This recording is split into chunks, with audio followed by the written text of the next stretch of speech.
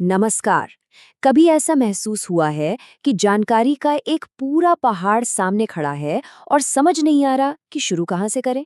आज हम एक ऐसे जबरदस्त टूल नोटबुक एलएम के बारे में बात करने वाले हैं जो हमारे पढ़ने, सीखने और किसी भी चीज को समझने के तरीके को सही मायनों में हमेशा के लिए बदल सकता है। तो चलिए देखते हैं कि आखिर ये है क्या और काम कैसे करता है। हम सब जानते हैं आज के डिजिटल दौर में एक दिक्कत बहुत आम है और वो है इन्फॉर्मेशन ओवरलोड यानी जानकारी का बोझ। लंबे लंबे आर्टिकल्स, मोटी मोटी किताबें या फिर मुश्किल रिसर्च पेपर्स। कभी कभी लगता है ना कि जैसे हम शब्दों और जानकारी के एक बहुत बड़े ढेर के नीचे दबे जा रहे हैं। जरा सोचिए, कोई बहुत ही मुश्किल साइंस का पीडीएफ है या फिर आर्टिफिशियल इंटेलिजेंस पर एक बेहद लंबा ऑनलाइन लेख। अब उसे पूरा पढ़ना ही अपने आप में एक बड़ा काम है और उसमें से काम की बातें निकालना तो और भी मुश्किल। तो सवाल ये है कि जानकारी के इस पहाड़ से निपटने का क्या कोई बेहतर तरीका है? जी हाँ, बिल्कुल है। और उसी का नाम है नोटबुक एलएम। इसे आप ऐसे समझिए, ये आपका अपना पर्सनल एआई रिसर्च असिस्टेंट है। ये किसी भी डॉक्यूमेंट को लेता है और उसे आपके लिए समझने में बिल्कुल आसान बना देता है। ये सिर्फ एक टूल नहीं है, बल्कि सीखने का एक एकदम नया नजरिया है। और सबसे अच्छी बात पता है क्या है? इससे इस्तेमाल करना बच्चों का खेल है।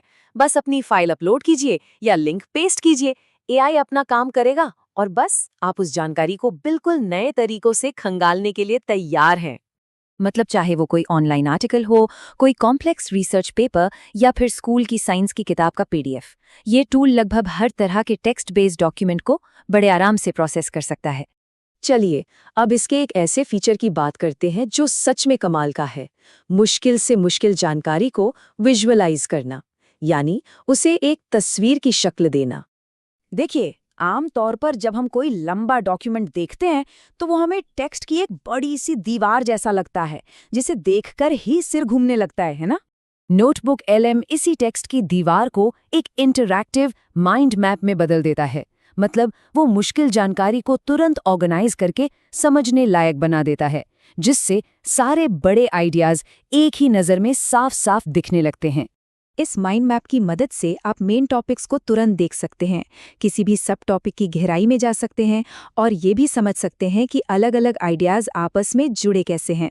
और हाँ, इस पूरे मैप को आप अपने नोट्स के लिए डाउनलोड भी कर सकते हैं। लेकिन रुकिए, पिक्चर अभी बाकी है। नोटबुक एलएम का जो अगला फीचर है वो तो सच में सीखने का पूरा खेल ही बदल देता है। ये आपके डॉक्यूमेंट्स को ऑडियो में बदल सकता है। देखिए, पढ़ने के लिए पूरा ध्यान लगाना पड़ता है, लेकिन सुनने की सबसे बड़ी खूबी ये है कि आप चलते फिरते, जिम करते हुए या सफ़र में भी सीख सकते हैं। इससे लर्निंग बहुत ज़्यादा फ्लेक्सिबल हो जाती है। ये टूल आपके डॉक्यूमेंट के आधार पर एक पूरा पॉडकास्ट बना सकता है, जिसमें 2 एआई आवाज़ें उस टॉपिक पर आपस में बात करती हैं। तो ऐसा लगता है जैसे आप कोई मज़ेदार बातचीत सुन रहे हैं, कोई बोरिंग लेक्चर नहीं। इससे सीखना कहीं ज़्यादा दिलचस्प हो जाता है। और मज़े की बात यह है कि आप इस ऑडियो को पूरी तरह से कस्टमाइज कर सकते हैं। इसे पॉडकास्ट की तरह सुनना है या एक डिबेट के तौर पर। आप अपनी भाषा भी चुन सकते हैं, जिसमें हिंदी और पंजाबी जैसे कई ऑप्शन हैं। और आपको छोटी समरी चाहिए या लंबी चर्चा, फैसला आप।